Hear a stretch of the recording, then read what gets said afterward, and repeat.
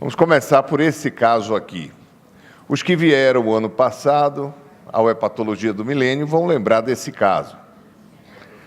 Esse caso foi discutido aqui com o Michael Mans, com o Marcelo Silva. Nós tomamos algumas decisões e eu vou dizer o que é que aconteceu com ele. É uma paciente de 51 anos, dançarina do corpo folclórico, do Balé Folclórico da Bahia, tem hepatite C, genótipo 1A, carga viral 6,9 logs, naive. Essa paciente dançarina não é obesa, está em plena atividade física, a ultrassonografia normal e tinha um perfil bioquímico do fígado normal, exceto por elevação de aminotransferados e o índice Roma que todos nós queríamos ter.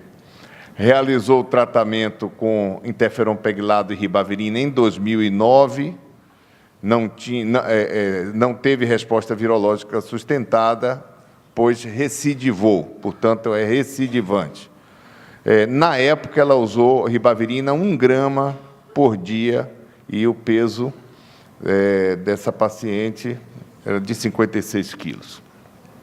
Portanto, uma dose razoável.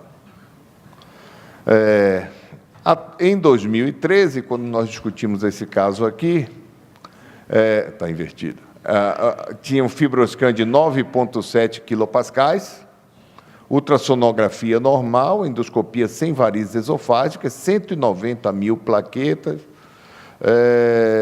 albumina 4,2 e hemoglobina 13. Deixa eu fazer uma pergunta logo aos expertos antes da gente voltar para fomentar. Henrique, Mário, Tarik, esse fibroscan vocês considerariam que está fora do esperado, está além do esperado diante do quadro clínico dessa paciente e dessas plaquetas?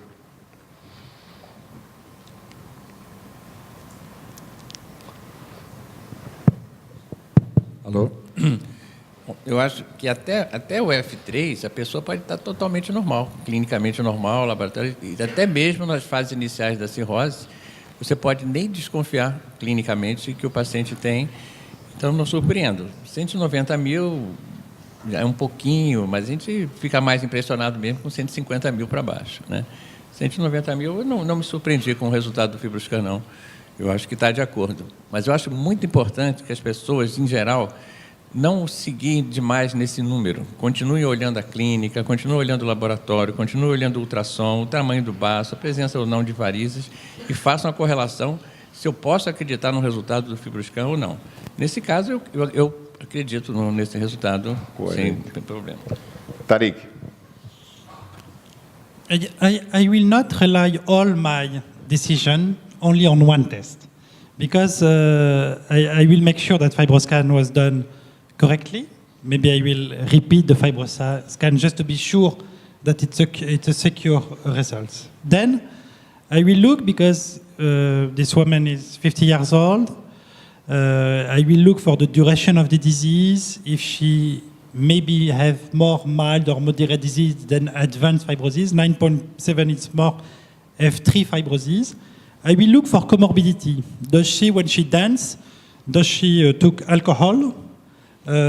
She has a little bit overweight, so I will ask her to do more acrobatic rock than slow. And then, if the result is correct of 9.7 kilopascal, it might be with normal platelet, etc. As said before, because I think that F3 you can have everything normal, like platelets, physical examination, etc. So the test might be reliable. Mário, essa paciente, obviamente, todo mundo quer retratá-la. Pela portaria, o fibroscan pode ser aceito como a biópsia. Você está satisfeito com esse quadro? Você já indicaria para essa paciente uma avaliação terapêutica baseado nesse fibroscan? Uma pergunta primeiro. Qual é o comportamento das enzimas nesse momento dela? As enzimas, 2 a 3 vezes o limite máximo da normalidade.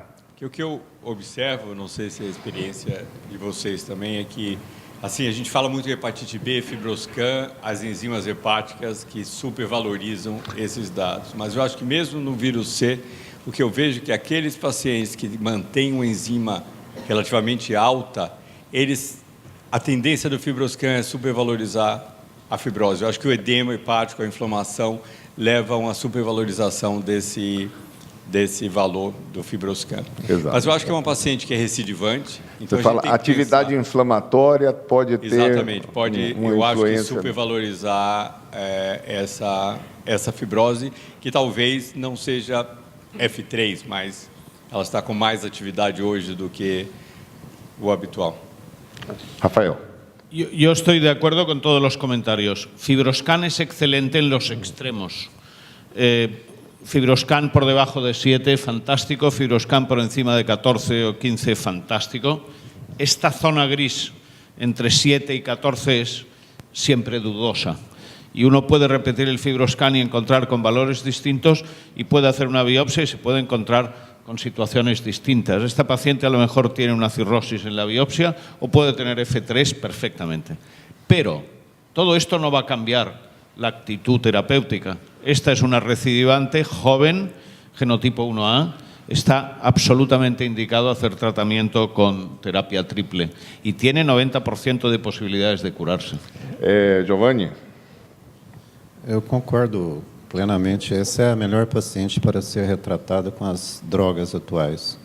Inclusive é melhor que a naive, porque ela tem sensibilidade a interferon. Muito bem, então vamos ver o que é que aconteceu. Vamos.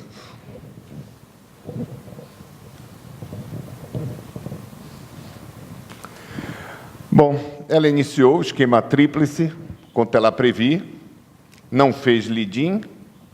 Na semana 2, a hemoglobina caiu, plaqueta caiu, polimorfo nuclear caiu, até aí nada diferente do esperado. Queixava-se de intensa queimação anorretal, mas ela era acompanhada por um médico naturalista que suspendeu o consumo de gordura. Disse, doutor Paraná, lhe passou uma gordura ruim, se a senhora precisa de gordura, tem que tomar ômega 3. Aí deu os comprimidos de ômega 3, e essa paciente desenvolveu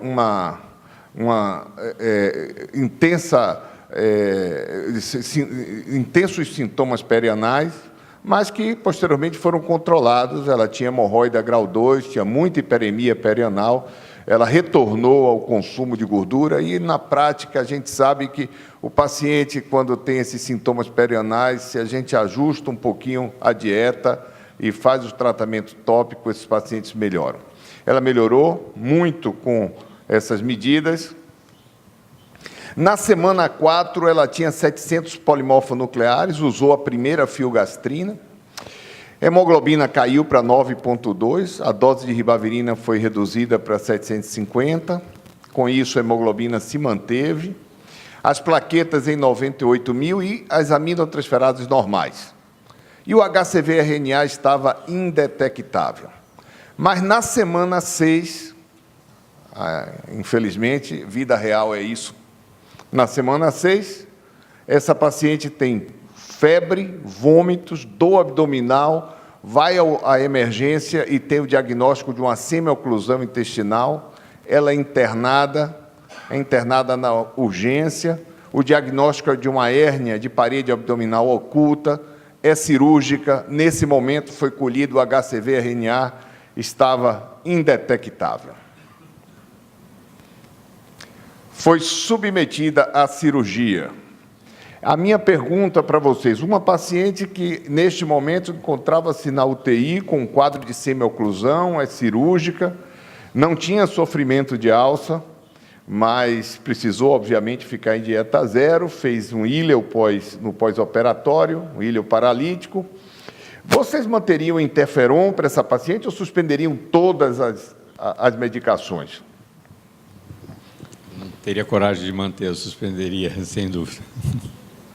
Alguém manteria, Marcelo? Alguém manteria? Ela pode dar sorte, por exemplo, dela ter tomado interferon, e você tem uma semana para resolver o problema. Se for uma hérnia não complicada, 7 dias depois ela tomaria outra dose de interferon, depende. Se ela tivesse que tomar no dia da cirurgia, no pós-operatório, Claro que não. Não né? poderia. Todos concordam? Sim. Vamos ver o que aconteceu, então. Lembre-se que esse caso foi discutido ano passado. E aí, ela foi submetida à cirurgia, estava com a LT normal, e na semana 8, ou seja, 15 dias depois, ela em alta hospitalar, o HCV-RNA foi 600 unidades. Um problema. O que é que realmente aconteceu com essa paciente? Essa paciente, ela recidivou porque parou de tomar a medicação, essa paciente ela é resistente.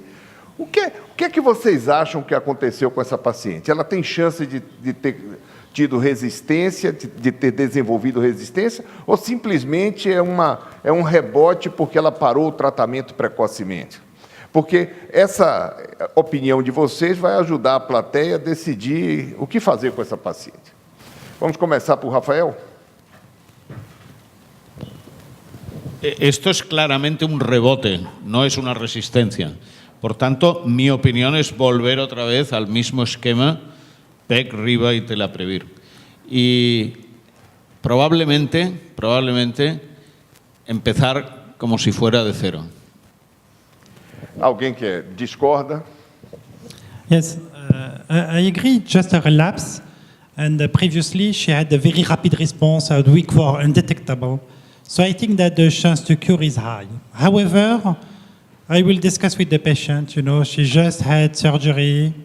Maybe I will discuss with her about the opportunity to treat or to wait that she recover very well. I think that there is not emergency to start again the treatments. Even if the virus increase, it will take into consideration her quality of life, her stress about the previous surgery, and I will make the decision with her. It could be treat now or delay treatment according to also her own decision.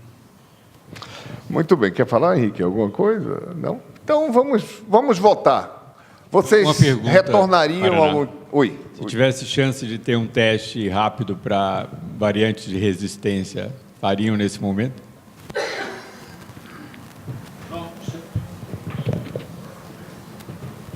Yo creo que no es necesario, no es resistente, esto es un rebote, porque se ha parado el tratamiento, es un relapse. Y por tanto, el secuenciar ahora el virus probablemente va a dar muy poca información y yo creo que es mucho más fácil poner tratamiento otra vez y hacer una cinética viral al cabo de 2 semanas de reintroducir el tratamiento. I think that even if it's a resistance, after this minor quasi-species will decrease and we will have the wide virus. So I think that for research or interest, you can keep serum samples and to see for future. I think it will not change the immediate decision about treat or not. It's more relapse, but it could be interesting in research. Pois bem, vocês ouviram a opinião dos expertos e agora vocês vão votar. Nós temos aqui 4 caminhos a seguir. Ou retomamos o PEG-RIBA mais Telaprevir como um reinício de tratamento, esquecemos tudo que foi feito e reiniciamos o tratamento, ou retomamos o PEG-RIBA Telaprevir por mais 6 semanas até completar o tratamento, não é? Reiniciamos o esquema com Lidin e com o PEG-RIBA em Lidin e associando Boceprevir, não mais Telaprevir, ou nada a fazer, pois a paciente está resistente. Just before voting, maybe we need 2 information. During the surgery, she had a liver biopsy. No. No.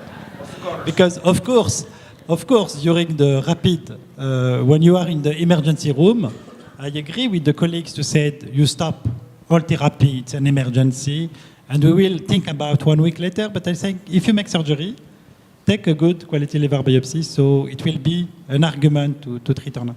The second would be how she personally had the stress or not during surgery to start again a new treatment.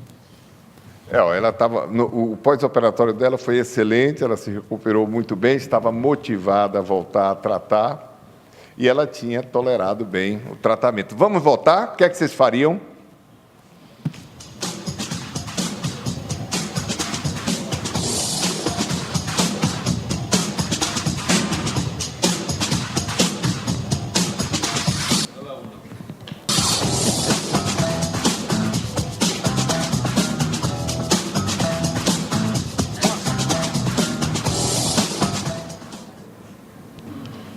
a maioria decide retornar ao tratamento como um reinício do tratamento.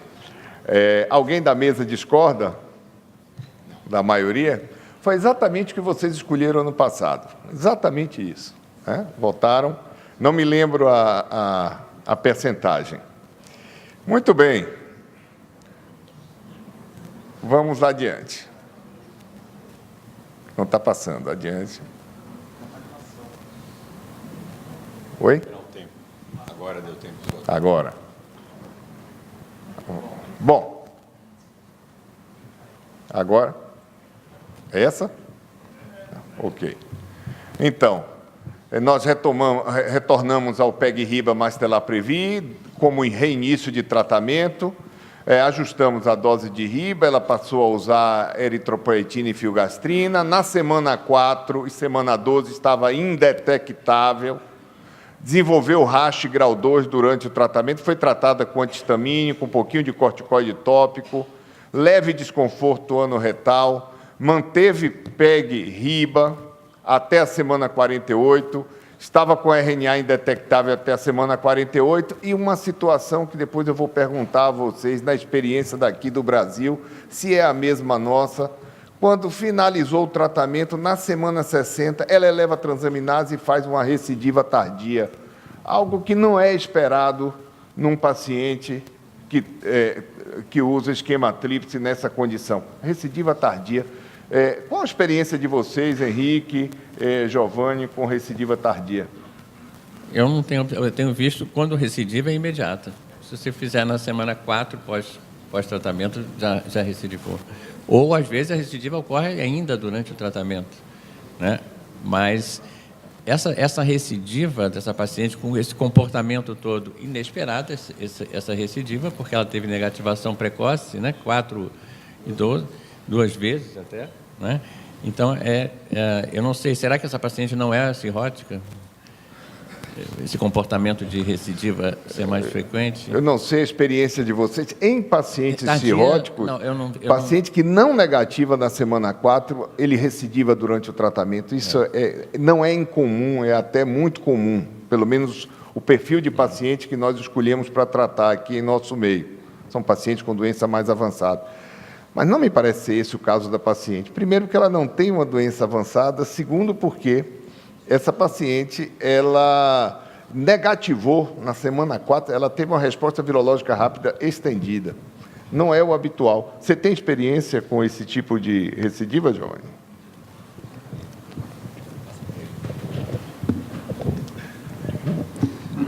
A maioria, como o Henrique disse, dos nossos pacientes recidivam precocemente. Mas nós temos, pelo menos eu me lembro de um caso que recidivou na semana 24. Na 12, o RNA estava indetectável, depois nós até repetimos o exame, na 12 estava indetectável e na 24 ela recidivou. Porém, parece ser recessão. Alguém quer comentar, Marcelo? Só um comentário, que o paciente sofreu uma cirurgia, né? A melhor amostra do fígado foi durante o ato, não tem nenhuma descrição de como que estava, imagino, com a suboclusão, que tenha sido uma ela não teve extensa. Descompensação, não descompensou, ela tolerou muito bem o pós-operatório. Eu digo que ali vira um fígado em si, né? A pergunta é se o cirurgião, durante a correção da hérnia, foi suboclusão, então ele pode ter visto a macroscopia do fígado. Não tem essa descrição. Acho que uma hérnia pequena, interna. De repente ele só botou para dentro, né? Cirurgião, quando mexe em hepatopata, né? O mínimo possível. Para nós, a recidiva foi semana 60 total ou 60 semanas depois para o... Não, semana 60 total. 12 semanas pós-tratamento. A mí no me parece tan extraño. Es una recidiva cuando se acaba el interferón. Hay pacientes que son muy sensibles a interferón, mientras tienen el interferón son negativos, cuando paras el interferón recidivan. Por tanto, no me parece que es mala suerte, pero no excepcional. No excepcional. Y por tanto, esta paciente es una candidata a terapias orales clarísimamente con nuevos medicamentos. Vamos. Então, você não consideraria, Rafael, a possibilidade dessa paciente ter... Bom, ela é bem sensível ao interferon, eu já tinha respondido antes, mas será que ela é resistente ao Telaprevir? No, yo creo que no hay resistencia.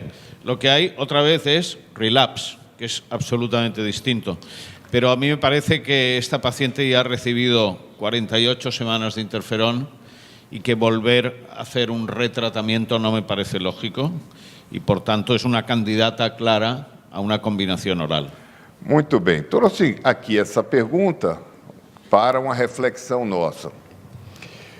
Nós temos uma dificuldade nesse país ainda em algumas questões do encaminhamento dos exames de biologia molecular.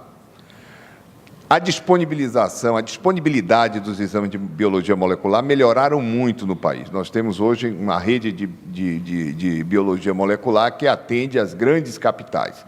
Mas nós temos sérias dificuldades com remessas, com controle de qualidade de estocagem de remessas de soro de cidades menores para os LACENs. Seguramente não foi o caso dessa paciente, porque ela está aqui em Salvador, mas eu tenho também minhas dúvidas se o transporte é feito nas condições ideais, e a gente sabe que, para uma determinação mais sofisticada como essa, mais criteriosa, um transporte ou uma estocagem inadequada, o indivíduo, a amostra pode perder de meio a 1 log e meio. Vocês acreditam na possibilidade de um erro laboratorial nesse caso? Ou vocês acham que é uma resistência atípica ou não foi nada, é uma coisa normal, comum, que sempre acontece? Vamos votar?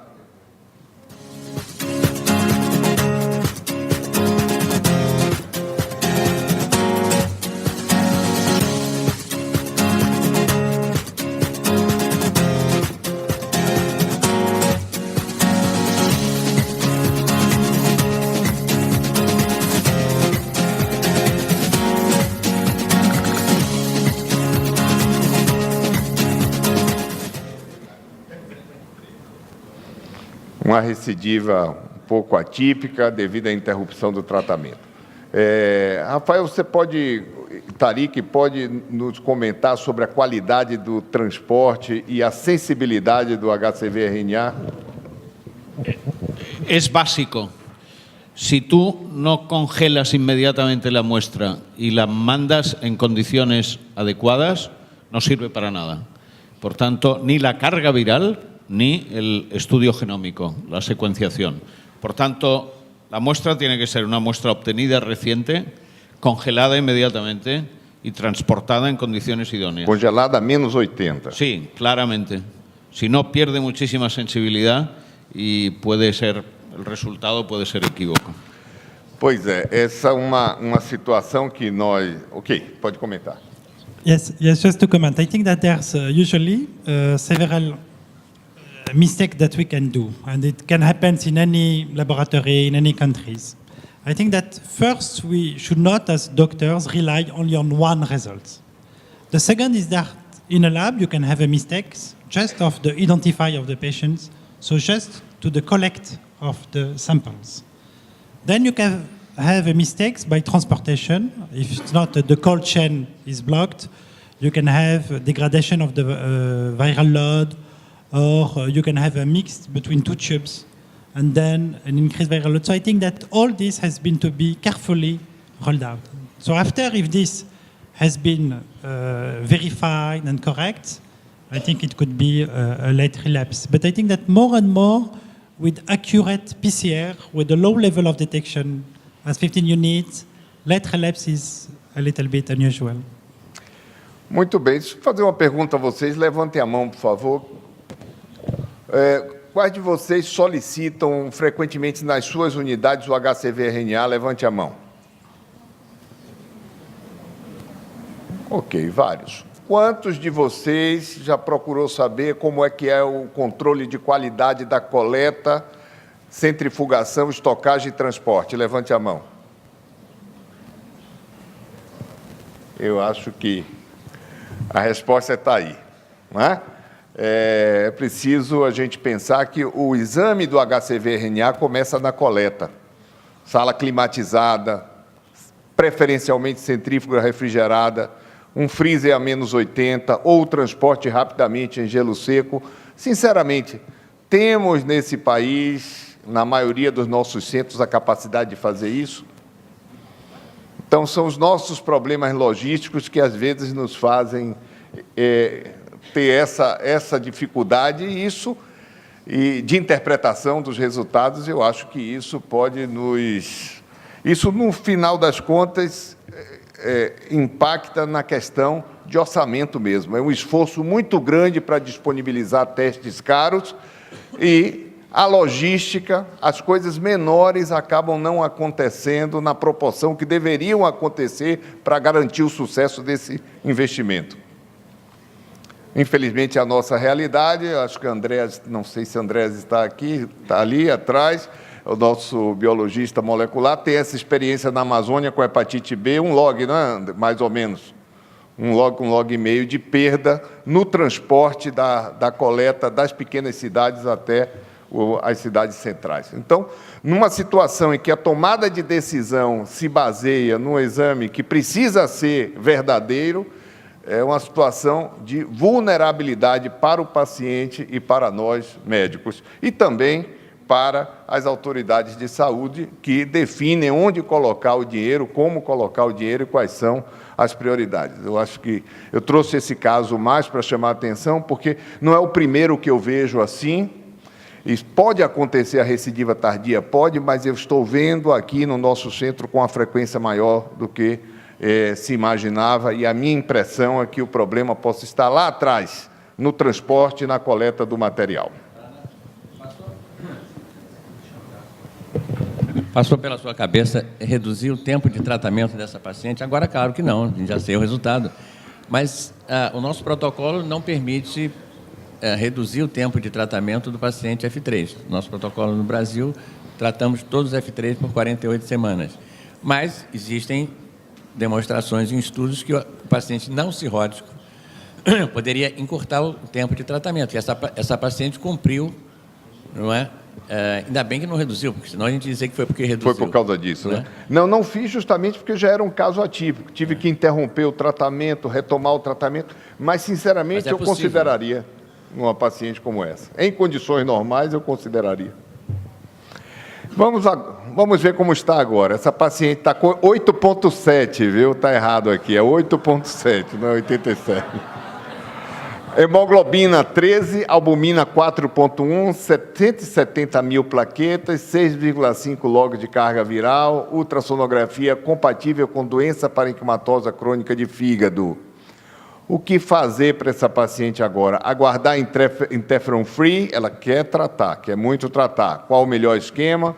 Se nós já tivéssemos disponível aqui o Cimeprevi, usaria Cimeprevi nessa paciente? Ou vocês teriam alguma preocupação com o fato dela ter usado Telaprevi há um ano atrás? Ou faria para essa paciente o Sofosbuvir com PEG-RIBA? Qual a melhor opção para essa paciente? Vamos, primeiro, a votação de vocês, depois a opinião dos expertos. Vamos votar.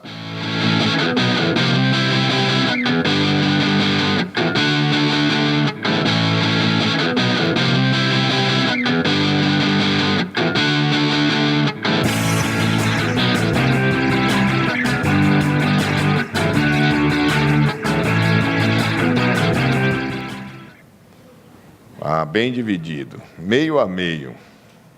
Sofosbuvir PEG-RIBA, 12 semanas, versus aguardar o interferon free, e alguns já ainda tentariam Cimeprevi. Mário, o que é que você acha? Aí nós vamos pegar a opinião de cada um. Eu não daria Cimeprevi,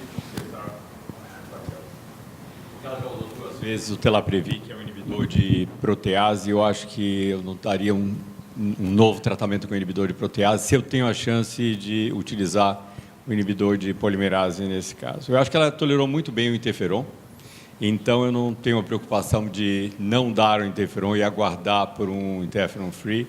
Eu, se tivesse chance, ofereceria o Sofosbuvir PEG-RIBA. para ela. Eu acho que é uma... Marcelo? E seriam 12 semanas, não seriam mais, obviamente. E a questão também, eu acho que você disse que ela é genótipo 1A.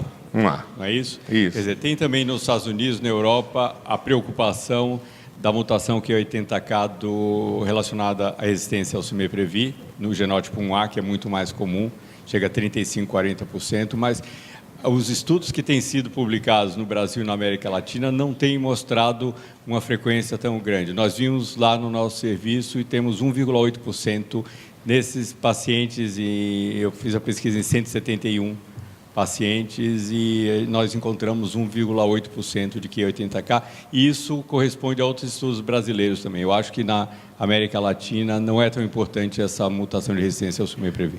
Perfeito. Marcelo, essa paciente, se nós escolhermos qualquer esquema que inclua PEG e RIBA e realmente quisermos, essa paciente poderia ser... Ela tem um plano de saúde. Ela poderia ser tratada pelo plano de saúde, porque a Lei 9656/98 define que os tratamentos não domiciliares, como é o caso dos esquemas que têm interferon, devam ser tratados pelo plano de saúde. É mais uma lei brasileira que ninguém cumpre e, aparentemente, ninguém quer lutar muito por isso, embora essa situação quebre a equidade do SUS. A gente sabe que no Brasil a gente fala muito em tratar no SUS, mas vamos ser sinceros, botar a mão na consciência. Todos nós aqui, a imensa maioria dos pacientes que estão tratando no SUS vêm de consultório privado, na grande parte dos estados. São pacientes que têm planos de saúde. Quem concorda comigo, levante a mão, por favor. Então, acho que eu estou certo mesmo. Então, acho que essa é uma situação que há mais de 10 anos me angustia, porque eu não vejo assim ninguém se mover. A gente fala com a classe política, não dá muita importância. Já mandei isso para o Ministério várias vezes, porque isso, além de sangrar os cofres públicos, amplia a iniquidade. O paciente que vem do consultório privado, ele vem pronto para tratar, ele bypassa o paciente do sistema público. É claro isso. Como é que você acha que o Ministério pode nos ajudar, cidadãos, a fazer cumprir essa lei? Bom, doutor Paraná, essa discussão a gente já teve anteriormente em outros eventos, e eu volto a colocar 2 pontos que já foram apresentados, inclusive, pela diretoria. Referente a controle de plano de saúde, não compete ao departamento, portanto, eu não posso falar referente a isso. Existe uma organização, que é a ANS, que está responsável por essa regulamentação. Não compete a mim dizer, como outro órgão governamental, como que eles têm que trabalhar. No entanto, da mesma forma que o caminho para alterações de protocolo dentro do departamento pela Conitec está aberto, existe um caminho para a ANS. O segundo ponto é que não é porque o SUS apresenta defeitos que a gente tem que deixar de acreditar nele. O sistema de convênio, ele é classificado como suplementar. Ele não está aqui para substituir o Sistema Único de Saúde.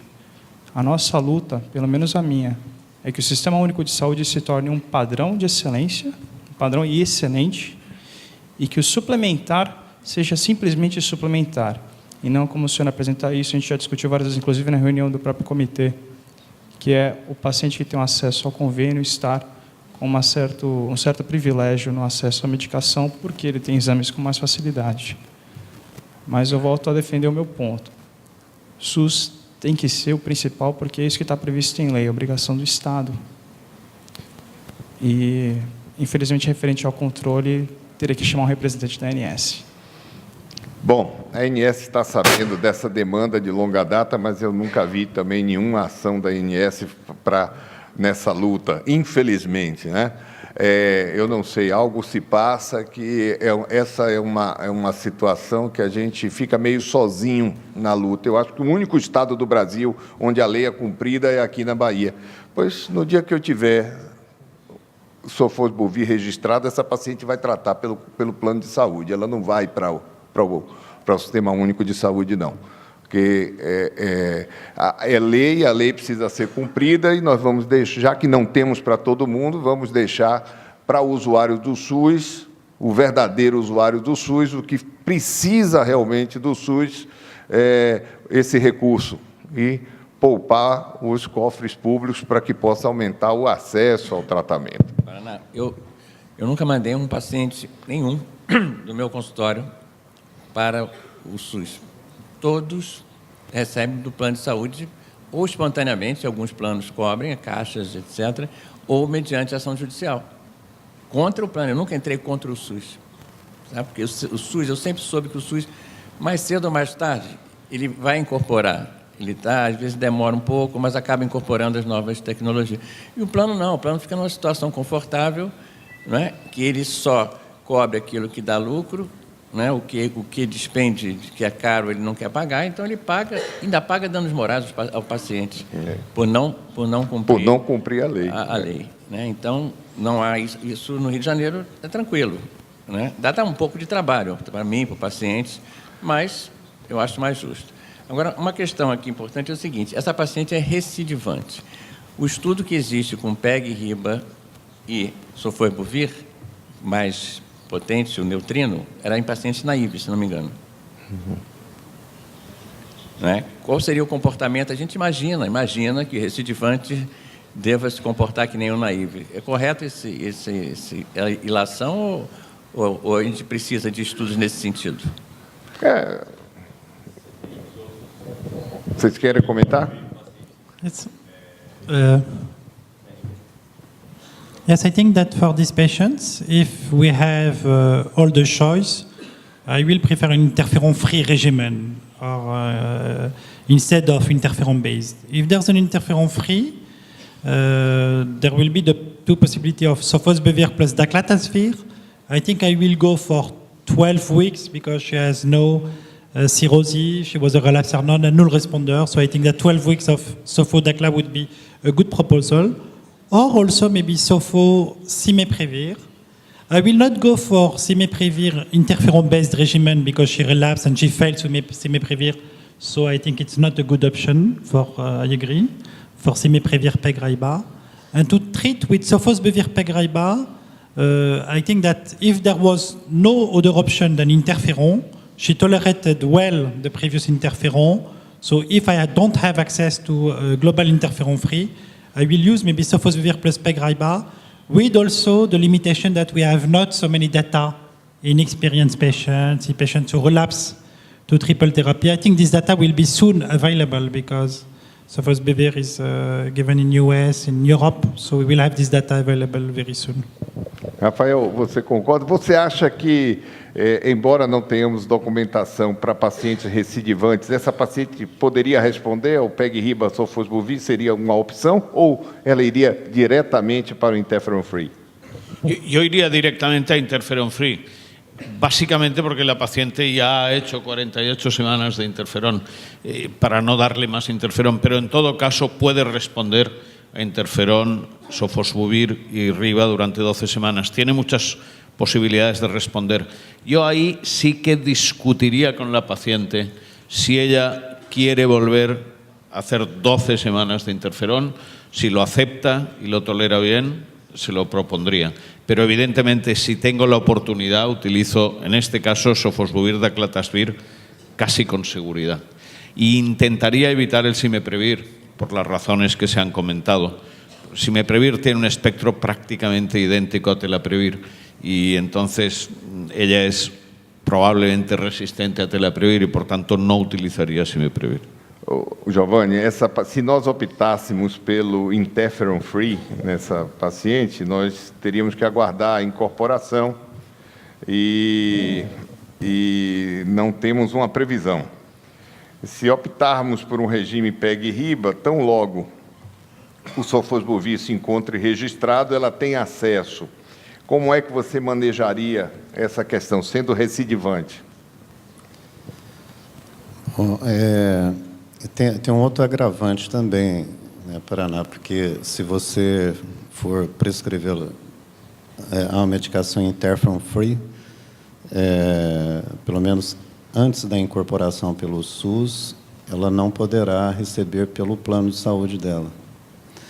Não, interferon-free ela não vai poder receber de forma alguma, sim, porque o que caracteriza a cobertura do plano, pelo plano de saúde, é o fato de ter no esquema terapêutico um medicamento que não seja domiciliar.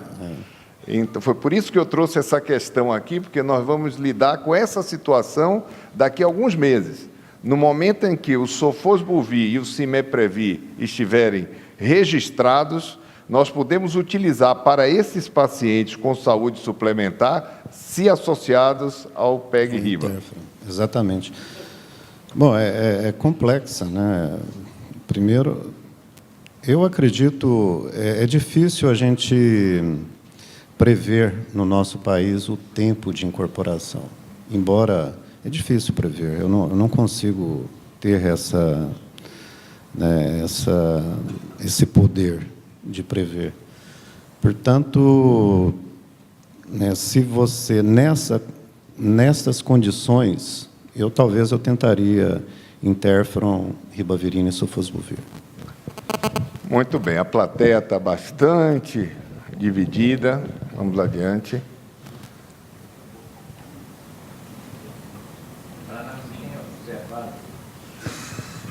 Você tem observado melhora dos scores dos pacientes tratados? Temos. Essa experiência nós temos. Eu queria até saber se vocês têm também essa experiência, e muito rapidamente, né?